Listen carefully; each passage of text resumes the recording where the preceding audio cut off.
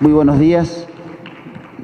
Una alegría estar nuevamente en México, nuevamente en Tlaxcala y nuevamente en esta universidad tan querida que cumple hoy su 50 aniversario, su 50º aniversario.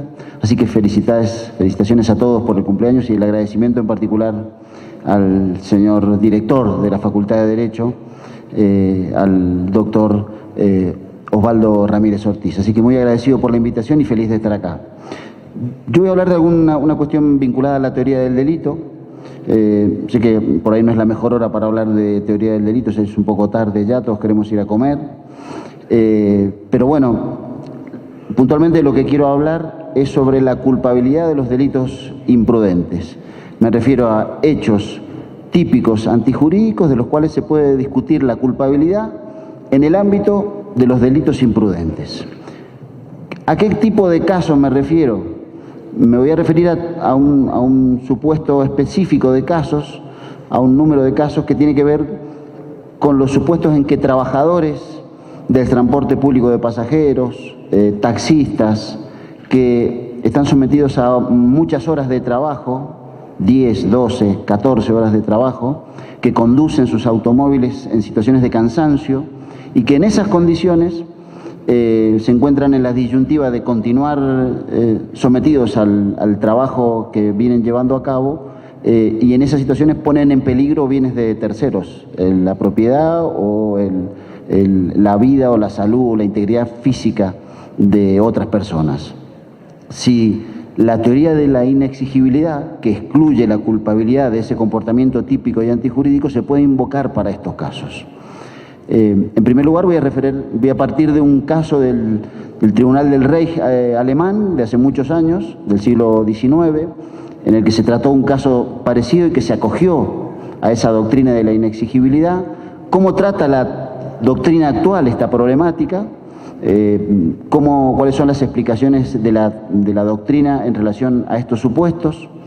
En primer lugar, las teorías psicologizantes, las que dicen, mire, el trabajador podría invocar la exculpación porque tiene derecho o tiene un instinto de autoconservación y sobre la base de ese instinto habría que perdonarle ese peligro o esa lesión al trabajador. En segundo lugar, las teorías que tienen que ver con una doble disminución del injusto y la culpabilidad. En tercer lugar, las teorías funcionalistas. Y en cuarto lugar, un poco mi propia opinión sobre cómo deben resolverse estos supuestos. Comienzo entonces con la presentación del caso en Alemania, que es el caso el denominado caso del Leinenfanger, que se los cuento ahora, se los leo para que quede más claro y me voy a ir parando, voy a ir leyendo y voy a ir parándome para explicarles las dudas que se puedan ir generando. Y después al final discutimos todo lo que quieran. La discusión sobre el alcance de la doctrina de la inexigibilidad en el ámbito de los delitos imprudentes, todavía hoy, remite al caso del caballo díscolo o indómito, el caballo que no obedece a las riendas, más conocido en Alemania como el Leinenfanger. Como se sabe, es un caso muy conocido, el acusado en este supuesto trabajaba como cochero al servicio de un propietario del negocio de carruajes de alquiler y desde entonces conducía un carruaje tirado por 2 caballos. Uno de esos caballos, el llamado Leinenfanger, debido a que era llamado así, debido a que tenía la costumbre de pasar la cola por encima de las riendas y abatirlas, aprisionándolas contra su cuerpo. Cabe aclarar que esta circunstancia, esto que hacía el caballo, era conocido tanto por el acusado como por el propietario del negocio de carruajes. El día del hecho, el caballo, como era previsible, como el dueño del carruaje y el trabajador lo conocían, el caballo se desbocó y el acusado perdió el control del carruaje, lesionando gravemente a un transeúnte. El cochero tenía el temor fundado, el cochero me refiero al trabajador, tenía el temor fundado de que si se negaba a salir con el caballo, perdería su puesto de trabajo y con ello su sustento. El Tribunal del Reich, no obstante que entendió probado que era un hecho previsible, efectivamente se podía prever, absolvió al acusado por considerar que no le era exigible asumir la pérdida del empleo, negándose a cumplir la orden de su empleador de conducir el carruaje. En la actualidad, un sector importante de la doctrina sostiene que habría que castigarlo al cochero por lesiones imprudentes, en razón de que el derecho laboral le ofrece al acusado, en este caso, alternativas de solución al conflicto. Lo cierto es que cabe preguntarse, en realidad, si la evitación de peligros similares a los generados por el cochero son exigibles, por ejemplo, al conductor, como les decía recién, del transporte público de pasajeros, a quien en no pocas ocasiones se le obliga a conducir muchas más horas de las previstas para su turno, o si por el contrario la causación de una lesión en tales circunstancias debe ser exculpada. En el mismo sentido, cabe preguntarse si es exigible una conducta distinta al taxista, que para poder pagar los gastos que genera la concesión del vehículo y obtener alguna ganancia para su sustento, se ve obligado a circular entre 12 y 14 horas diarias y en esas condiciones de cansancio crea un peligro no permitido, claro, que se plasma en la lesión a un tercero. Los ejemplos pueden extenderse a un sinnúmero de situaciones laborales. ¿Qué ha planteado entonces la cuestión? Está claro que tanto el cochero como los taxistas, como los choferes de transporte público de pasajeros, cuando superan muchas horas de trabajo están cansados, pero está claro que no tienen permitido poner en peligro otros bienes. Pero ¿qué pasa si lesionan a un tercero de manera típica y antijurídica? Pero ¿cómo juega este cansancio que de algún modo no le es enteramente imputable? ¿Puede justificar la exclusión de culpabilidad y en consecuencia la impunidad de estos hechos? ¿O es que a pesar de eso es necesario imputarles culpabilidad y hacerlos responder porque el trabajador tiene el sistema laboral para ir a reclamar allí sus derechos? Ese es el dilema que plantea la conferencia. ¿Cómo lo explica esto la doctrina? Una forma de explicar esto es lo que se denomina la solución psicologizante, que son las tesis ontológicas, que la explico muy brevemente. Un sector de la doctrina todavía hoy exculparía al cochero con arreglo a la explicación psicologizante de las denominadas situaciones de necesidad exculpante. Así, para las tesis ontológicas, el fundamento de la exculpación se encuentra en la intensidad de la coacción psíquica que genera. Según se dice, una notoria reducción del ámbito de autodeterminación del sujeto. El trabajador habría sufrido un menoscabo anormal de su libre autodeterminación debido a la presión anímica extraordinaria bajo la que se encontraba, que haría parecer como no exigible una conducta conforme a la norma, teniendo en cuenta especialmente su instinto de autoconservación. El dilema del trabajador es entre el daño seguro, que importa la pérdida inmediata del trabajo, y la futura pena incierta que eventualmente se le puede imponer. El cochero se habría racionalmente inclinado por la lesión de la norma. De este modo, la exculpación se explicaría en una sobrepresión que influye en la motivación del trabajador. Esta tesis se puede compartir en cuanto a los resultados, posiblemente. De hecho, yo creo que la conclusión que vamos a alcanzar es que posiblemente estos casos puedan ser exculpados. Lo que no se puede compartir son los fundamentos con los que se llega a esta solución.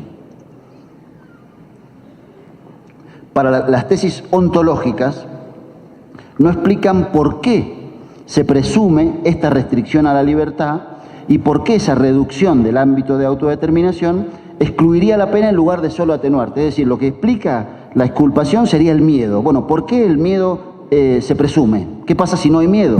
¿Y por qué el miedo excluye la culpabilidad? ¿Por qué no, en lugar de excluirla, la disminuye?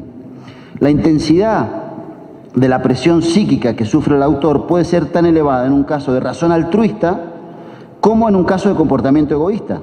Dicho de otro modo, si lo relevante para la exculpación es la intensidad de la presión psíquica, también habría que exculpar, por ejemplo, a quien mata excitado ante la posibilidad de ser instituido heredero de la víctima. Es decir, también para las malas obras, la excitación del autor podría ser un caso de exculpación. La exculpación no puede fundamentarse en en una actitud interna del sujeto. Por lo demás, las tesis ontológicas no pueden explicar de manera plausible las excepciones a la exculpación que admite la doctrina, pero que también está admitida en algunas legislaciones. Así, por ejemplo, quien tiene deberes de garante institucional respecto a la evitación del daño, o quien ha generado de manera responsable la situación de peligro, no puede invocar exculpación, a pesar de que la reducción de su ámbito de determinación puede ser la misma que la de un sujeto que no ocupa esa posición.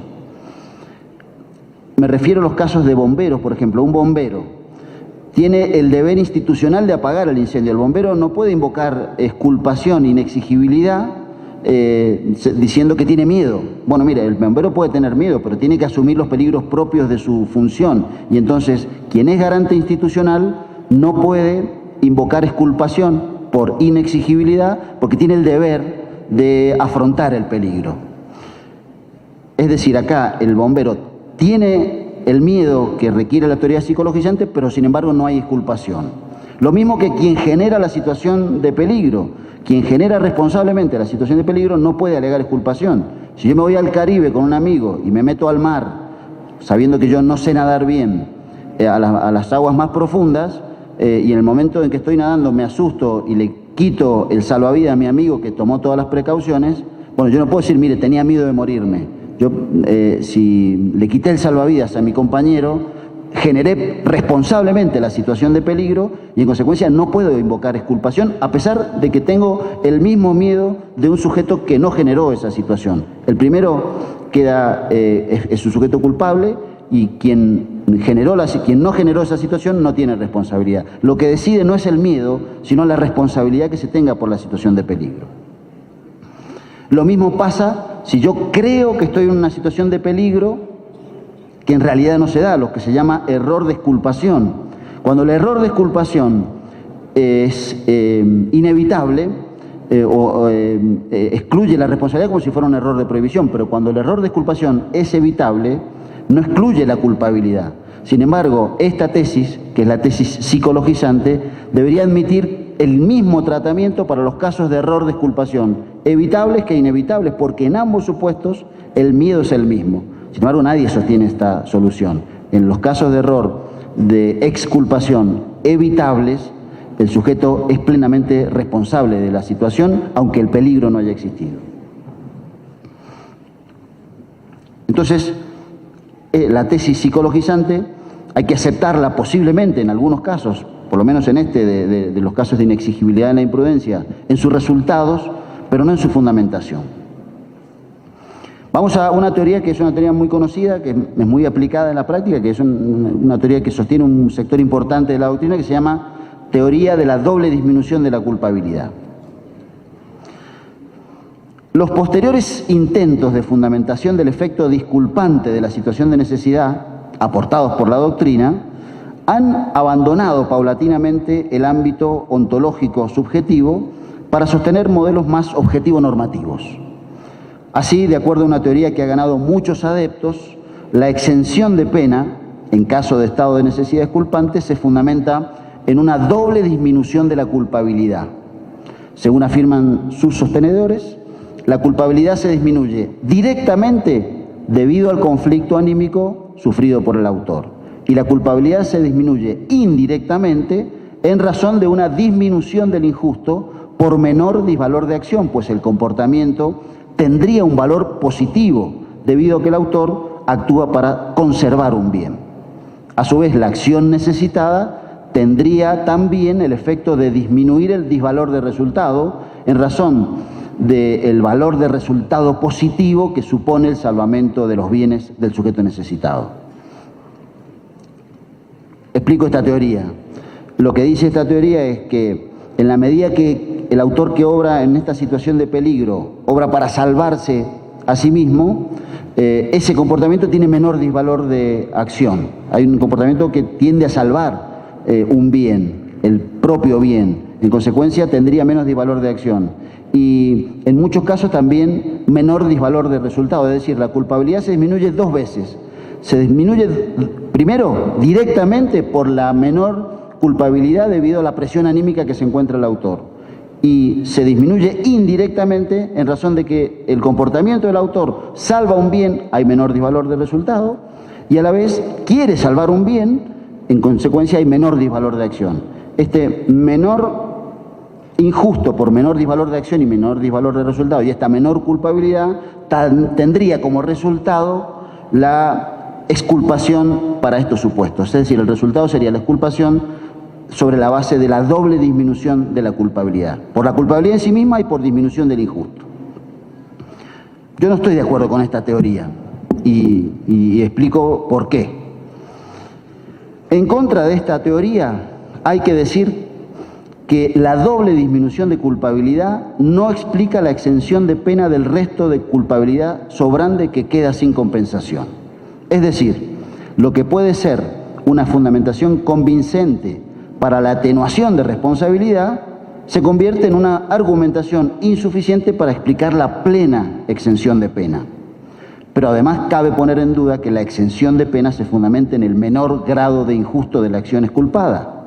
En efecto, también se admite la exculpación en caso de fracaso del intento salvador, es decir, cuando la exculpación subsiste a pesar de la falta de un valor positivo de resultado. Cuando el autor no salva nada, porque lo que quería salvar no lo pudo salvar, hay disvalor de resultado y sin embargo puede haber falta de culpabilidad. En el mismo sentido, cabe señalar que la cantidad de injusto no depende únicamente de lo que el sujeto preserva, sino también del nivel de afectación de los bienes jurídicos que lesiona. Para explicarlo con un ejemplo, quien para salvar una vida mata a varias personas, resulta igualmente exculpado, no obstante la ausencia de una disminución del justo por falta de un saldo favorable, luego de descontar el valor positivo del valor del resultado salvador. Es decir, a pesar, cuando el sujeto mata para salvar su propia vida, mata a varias personas, el resultado disvalioso no es compensado, no hay una compensación, es mucho más disvalioso el resultado que lo que el sujeto ha salvado. Pese a eso, en estos casos hay exculpación, con lo cual no se puede dar esa explicación que da la teoría de la doble disminución de la culpabilidad. Y lo mismo pasa, tampoco la exculpación se fundamenta en una disminución indirecta de la culpabilidad por disminución del injusto en el caso del error inevitable de exculpación. En tales supuestos, también falta el valor positivo del resultado. En cuanto al valor positivo de acción que reduciría el disvalor de acción, cabe señalar que cuando el autor salva su vida a costa de la vida de varias personas, no solo no se da un saldo positivo en cuanto al valor de resultado, lo que explicaba recién, sino que tampoco en cuanto al valor de acción. Es cierto que el autor quiere salvar su vida y en ese sentido hay menor disvalor de acción, pero también quiere la muerte de varias personas para salvarse, con lo cual hay allí mayor disvalor de acción. No hay en tal supuesto ningún saldo favorable, tampoco en cuanto al valor positivo de acción. Por esto, esta tesis es que la dejamos de lado.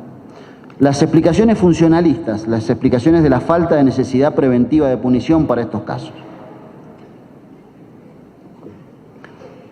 Los criterios de valoración que deberían conducir a la disculpa en las situaciones de necesidad, sobre la base de las teorías de la pena, también son de todo, pero menos evidentes. Por ejemplo, Roxin señala que quien obra en estado de necesidad es culpante lo hace de manera enteramente culpable, en la medida que el autor se encuentra en condiciones de alcanzar el efecto de llamada de la norma, debido a que tiene plena capacidad de autocontrol, por lo que resulta psíquicamente, dice Roxin, asequible a una alternativa de conducta conforme a derecho. Sin embargo, Roxin fundamenta la exención de pena en estos supuestos en la exclusión de responsabilidad por falta de necesidad preventiva de punición, tanto desde el punto de vista de la prevención general como desde el punto de vista de la prevención especial. Es decir, Roxin dice, acá no hay pena, acá hay culpabilidad, quien obra en situación de inexigibilidad es culpable, pero no es responsable porque no hay necesidad preventiva de pena. No hay necesidad de pena desde el punto de vista de la prevención general, ni tampoco desde el punto de vista de la prevención especial.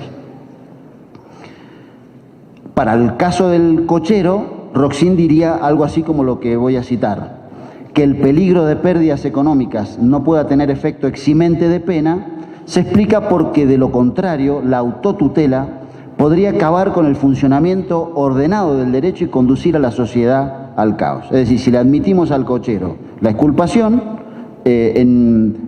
sería el caos porque no habría posibilidad de recurrir al orden jurídico. En líneas generales, estas deducciones preventivos generales se pueden compartir y su vinculación, lo mismo que su vinculación con la culpabilidad y la teoría de los fines de la pena. Sin embargo, como señala un sector de la doctrina, esta formulación es tan abierta e imprecisa que resulta inadecuada para explicar el fundamento y los límites del estado de necesidad exculpante.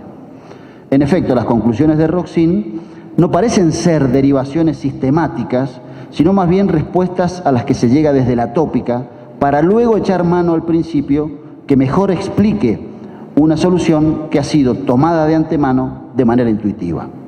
Se trata, en definitiva, de una tesis maleable.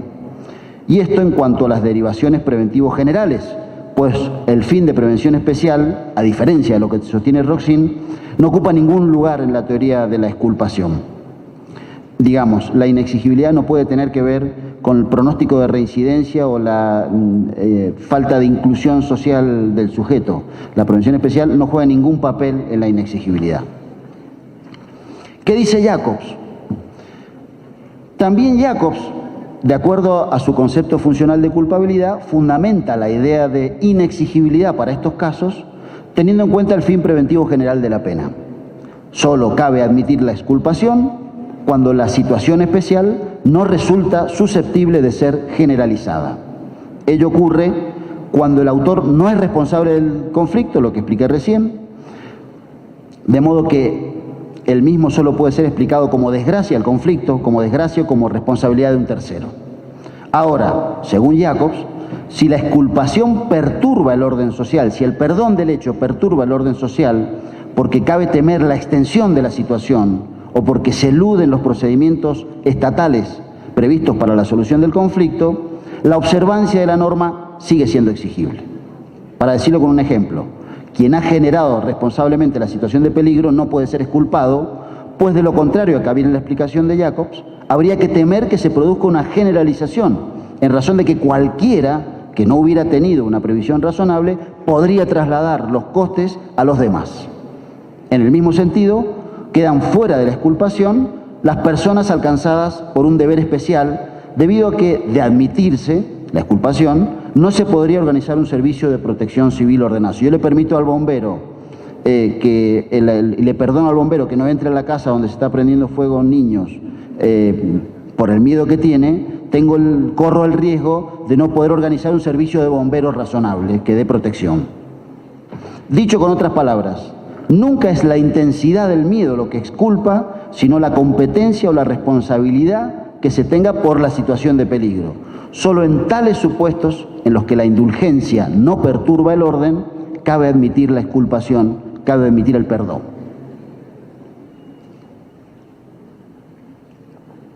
¿Qué se puede decir en contra de la concepción de Jacobs?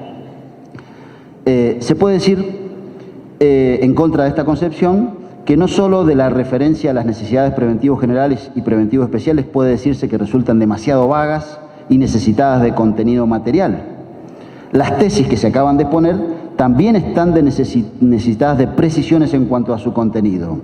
En efecto, en no pocos supuestos existen adversidades, enfermedades, graves accidentes que pueden ser explicados al margen de la competencia del autor y que sin embargo deben ser toleradas por el autor, pues es exigible soportar los daños que deriven de lo socialmente cotidiano. Solo en situaciones excepcionales cabe admitir la indulgencia. Dicho brevemente, en tales supuestos no cabe disculpar el desplazamiento del conflicto a terceros que son tan irresponsables de la creación de peligro como el propio autor.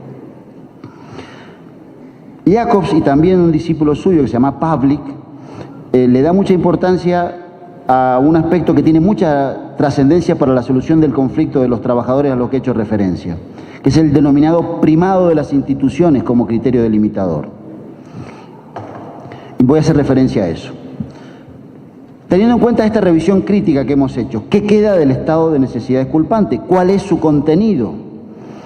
De lo expuesto, al menos parece quedar claro que la disculpa solo sería admisible en situaciones extraordinariamente singulares. Sin embargo, también en situaciones extraordinarias puede que haya que dar primacía a un procedimiento institucionalmente establecido para, en lugar de redefinir el conflicto y explicarlo en forma de exculpación. Lleva razón Jacobs cuando afirma que quien solo tiene derecho a trasladar los riesgos de su ámbito mediante un determinado procedimiento no resulta exculpado si abandona un procedimiento. Lo digo con un ejemplo ahora. El procedimiento estatal establecido para la donación de órganos impide exculpar al pariente de un enfermo de riñones que sustrae con violencia un riñón donado, pues de lo contrario la donación de órganos se transformaría en un caos. Yo puede ser que tenga miedo a morir o miedo a que un hijo muera, pero yo no puedo robarme un riñón previsto para un trasplante, porque tengo que ir a la ley de trasplantes y regirme por el sistema de trasplantes de órganos, por más miedo que tenga que mi hijo muera y por más que el peligro sea real de que mi hijo vaya a morir. Hay que ir a un procedimiento, hay que aceptar ese procedimiento. Yo no puedo derivar el peligro vulnerando ese procedimiento. En este sentido, el denominado primado de las instituciones ocupa un lugar relevante en la determinación de los límites del estado de necesidad exculpante. Ello significa, como lo señala Pavlik, que allí donde existan procesos estatales a disposición de quien lleva a cabo la intromisión para evitar o prevenir una situación de necesidad y o bien no se ha servido de ese procedimiento en absoluto, o bien lo ha hecho sin éxito, se le debe negar al autor la posibilidad de alegar exculpación. En tales supuestos hay que exigirle al autor que soporte el peligro. Para explicarlo brevemente, cuando existen procesos alternativos, de nuevo, organizados por el Estado para resolver el conflicto, se considera que el autor es competente respecto a la situación de peligro, de modo que le es exigible el cumplimiento del derecho. Llevado esto al caso de los trabajadores y al caso del carruaje, el trabajador, por más cansado que esté, si le están exigiendo más horas de las previstas, tiene que ir al sistema laboral. No puede conducir produciendo peligro para terceras personas fuera de las horas previstas para su servicio. Esa sería la solución. Vamos con mi punto de vista. La relación sujeto-Estado, ciudadanía en virtud de igual protección, se llama este punto. Ahora bien, si es presupuesto para disculpar al sujeto necesitado que el Estado carezca de procedimientos alternativos para enfrentar el peligro, necesariamente debe dotarse de contenido material la relación Estado-ciudadano, aspecto que, según entiendo, está ausente en las propuestas de Jacobs y en las propuestas de Pavlik. Es decir, para decidir el sí o el no de la exculpación, resulta necesario aclarar el vínculo que debe existir entre el ciudadano y el orden jurídico estatal. Y ello en razón de que dicho vínculo se deriva no solo el deber del sujeto de someterse a la norma, sino también la legitimidad del Estado para dirigirle el juicio de reproche en caso de incumplimiento. Así, un Estado social y democrático de derecho, no solo en lo formal, sino también en lo material, tendrá mayor legitimidad para exigirle al autor una conducta alternativa conforme a derecho que un Estado que no es capaz de proporcionar bienestar a sus ciudadanos. Es que el presupuesto material de la exigibilidad es la corresponsabilidad social por la situación de conflicto en la que se encuentra el autor, de modo que el Estado entraría en contradicción si castigara al autor por procurarse lo que dicho Estado es incapaz de proporcionarle. En la base de esta propuesta subyace la idea según la cual el Estado solo está legitimado a exigir una conducta distinta al destinatario de la norma cuando aquel a su vez se halle protegido por esta norma. Solo si el ordenamiento jurídico estatal protege a un sujeto en términos de igualdad con los demás, entonces dicho sujeto se haya vinculado al referido ordenamiento y su vulneración, una vez presupuesta su libertad moral, constituye la deslealtad que permite el reproche y la pena. Ahora, esta igualdad de protección no solo debe garantizarse en términos puramente formales, sino en términos también materiales.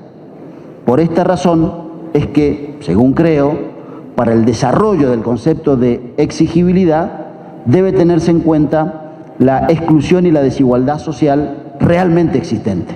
Tal como lo afirma mi maestro español, el profesor Silva Sánchez, esta desigualdad afecta al estatus de ciudadano, debilitando el vínculo de protección, lo que consiguientemente debilita el vínculo a los efectos de responsabilidad penal. En efecto, un Estado que genera condiciones de pobreza y marginalidad pierde legitimidad para ser exclusivamente responsables por sus hechos penalmente antijurídicos a las mismas víctimas de esa injusticia distributiva. ¿Qué quiero decir? Que estoy de acuerdo con la tesis de Pavlik y Jacobs que hay que darle primacía a las instituciones. Es decir, si el Estado tiene un procedimiento para absorber el peligro, el trabajador tiene que recurrir a ese procedimiento. Pero el procedimiento debe dar protección real. Si el procedimiento no da protección real, si es un Estado que genera injusticia distributiva, si se trata de un Estado que genera marginalidad y pobreza, el trabajador se ve en la disyuntiva de o poner en peligro bienes conduciendo más horas de las que debe conducir bajo cansancio, o ir a un procedimiento que tampoco le da solución. Cuando el Estado no ofrece esa solución, hay mayor espacio para la exigibilidad, para la inexigibilidad. Lo que quiero decir es, mientras más desproteja el Estado a sus ciudadanos, esos ciudadanos van a tener mayor amplitud para ser exculpados por la teoría de la inexigibilidad.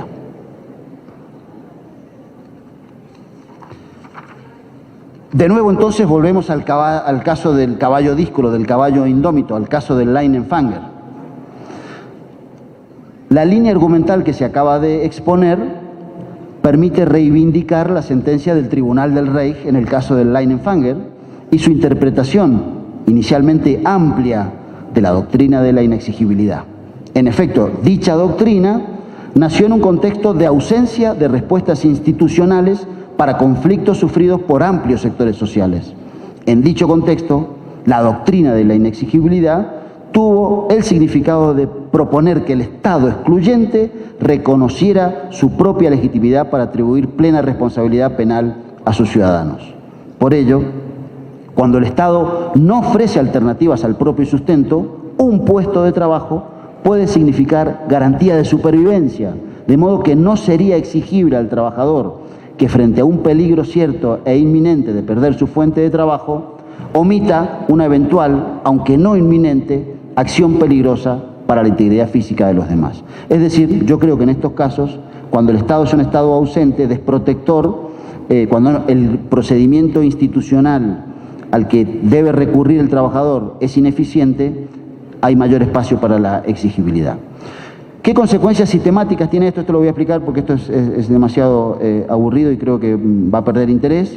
Las consecuencias sistemáticas de la exclusión de culpabilidad por inexigibilidad.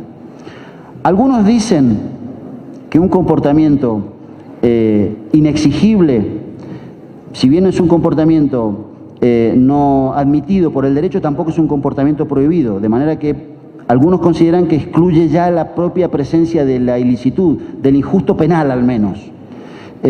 Lo cierto es que, de lo que no puede dudarse, es que son comportamientos que por faltarle culpabilidad se ve disminuido también el ilícito. Eso tiene consecuencias para los deberes de tolerancia, es decir, si alguien actúa de manera injusta pero de manera inexigible, no puede reaccionarse en contra de él, por lo menos en legítima defensa con todas sus contemplaciones. Frente a un ataque de un sujeto que actúa bajo la causa de exclusión de la culpabilidad por inexigibilidad, existe una obligación que no existe en los casos de legítima defensa normal, que es la de eludir el peligro. Existe la obligación de soportar daños leves antes de pasar a una defensa desconsiderada, y nunca la acción defensiva frente a un caso de acción inculpable por inexigible puede ser desproporcionada. Es decir, las consecuencias sistemáticas de admitir inexigibilidad para estos casos impacta en los deberes de tolerancia que tiene la víctima de la acción inexigible. Tiene consecuencias para la participación. La inexigibilidad no lo puedo explicar ahora, pero también se extiende a los partícipes. Los partícipes no deberían ser punibles. Tiene consecuencias para las medidas de seguridad. A quien actúa de manera antijurídica pero inculpable por inexigible el comportamiento, no cabe aplicarle medidas de seguridad. Y también tiene consecuencias para el error de exculpación, pero tampoco voy a hacer referencia a eso para no cansarlos. Leo las conclusiones y pasamos al debate, que me parece va a ser un poco más interesante. Conclusiones.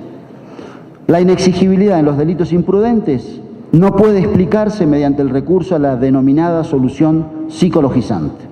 Esta teoría no explica por qué se presume una restricción a la libre autodeterminación del sujeto y por qué dicha restricción excluye la posibilidad de imponer pena en lugar de simplemente atenuar la responsabilidad.